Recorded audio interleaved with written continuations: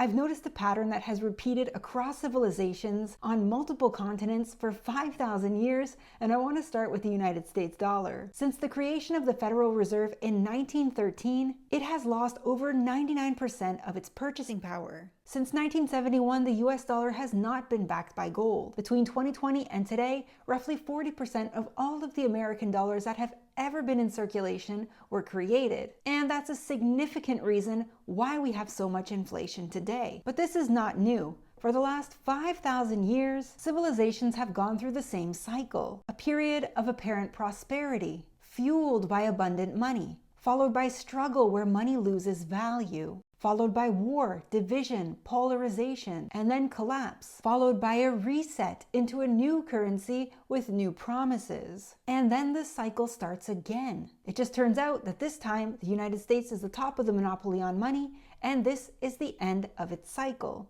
This cycle looks exactly like the cycle of abuse, something that's very well documented in psychology. People generally stay in abusive relationships because they're nostalgic about the good times. I see a parallel where this experience is similar. For example, every culture has a collective memory of the good times. In France, there's a nostalgia about the post-war decade, when wages rose and life was affordable, called les Trente Glorieuses. In Portugal, people remember when things cost less before the euro. I just recently had a conversation when people were telling me that coffee increased 50% when the euro was implemented. In Quebec, the license plates still read, Je me souviens, I remember. In English-speaking Canada and the United States, there's a deep nostalgia about the 50s and 60s, a period when the dollar was still backed by gold, and there was much more prosperity. Owning a home was affordable, groceries were affordable. One person working could provide for the whole family. I took these examples specifically because I have direct experience hearing them regularly. Every culture has some version of this, a longing for a time when things were better, generally the beginning of the cycle before money started to lose its value. We may not be experiencing abusive relationships in our personal lives, but we somewhat are experiencing one from a collective perspective. And I believe in part because of this, every time we vote to restart the cycle over once again. The reason this keeps happening is because it's so hard to see. The pattern spans over decades, but when we look back on history, it's undeniable. Let me show you what I mean across the world and across history. During the Roman Empire under Augustus, the Roman silver denarius was 95 to 98% pure silver. Sound money in every meaningful sense.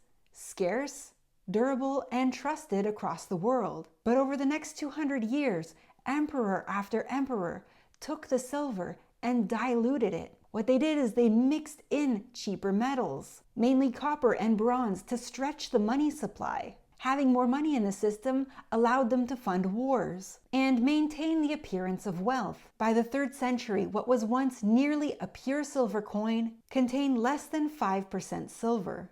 It had essentially become a copper coin with a silver wash on the surface. Because the coins themselves contained less and less value, prices spiraled out of control. Everything became unaffordable. And what followed was decades of civil war, political collapse, and an empire that fractured into pieces. On the other side of the world, with no connection to Rome, the Song Dynasty in China issued the Jiaozi in the year 1024, the world's first government-issued paper money. It started as a genuine innovation, backed by metal reserves, a way to make trade much easier across vast distances. The government recognized that the paper was cheaper to produce than the metals themselves, and printing more of that paper could fund military operations, without having to deal with the political backlash of raising taxes.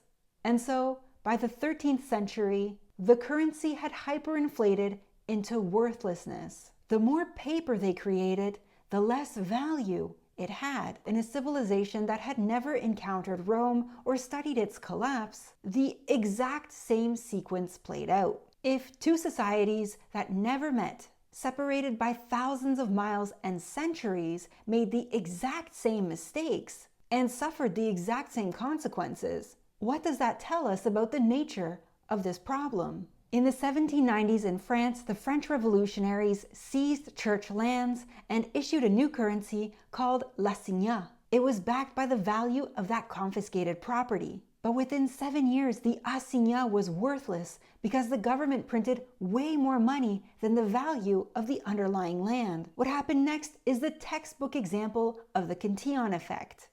Those closest to the money printer benefited the most from newly printed money. Those with connections to the government bought real-world assets at the old price before inflation spread. By the time the money trickled down to the working class and the poor, their purchasing power had evaporated. The rich got richer and the poor got poorer in a K-shaped economy. And the social divide widened so much that there was a huge uprising, the French Revolution. When a currency can be printed without limit, those furthest from the money printer suffer the most. Backed by gold and trusted globally, the pound became the world's reserve currency for the 19th century. But eventually, as always, the British Empire also left the gold standard. What for? To print money, to finance war, of course.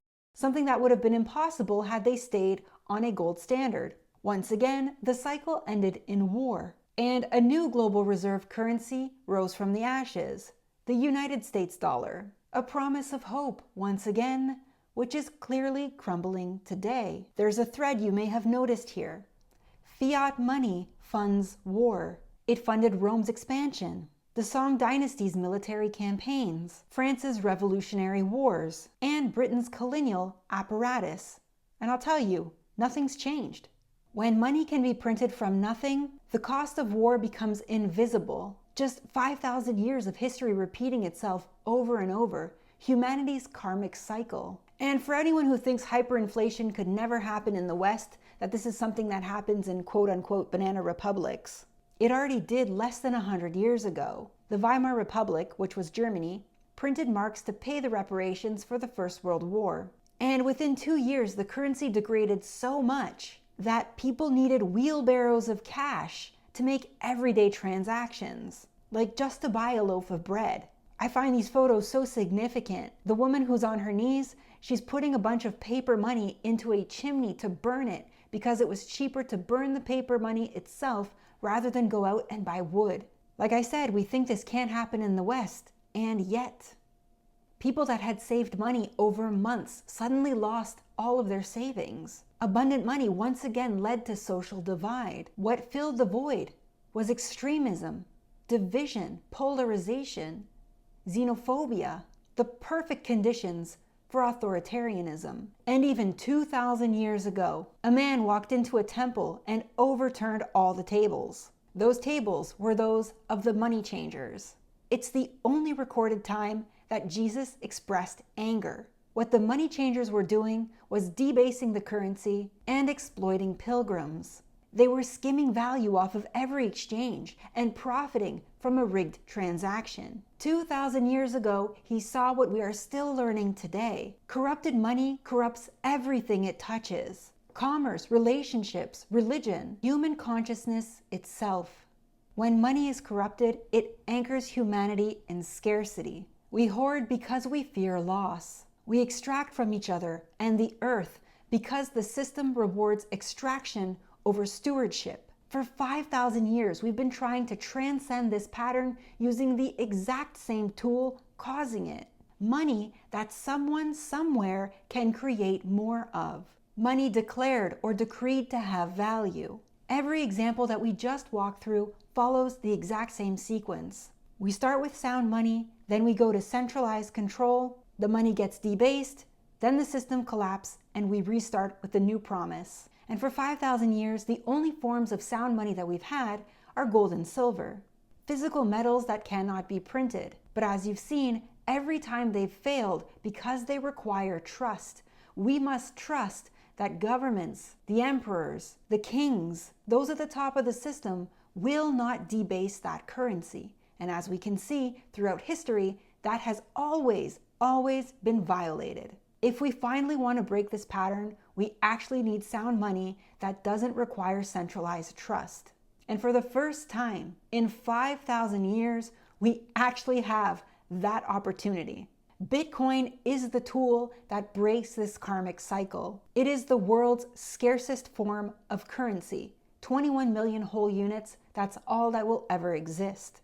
No emperor, no central bank, no government can control it. Bitcoin cannot be printed from nothing. It gives power to the people. And if you were triggered by my saying Bitcoin at the beginning of this, very important to ask why. Is the system incentivized for you to be afraid of this tool, to not look at it, to not want to learn more? Finally, for the first time in 5,000 years, we can hold money in a sovereign manner and not count on anyone else to not debase it or allow it to be seized from us.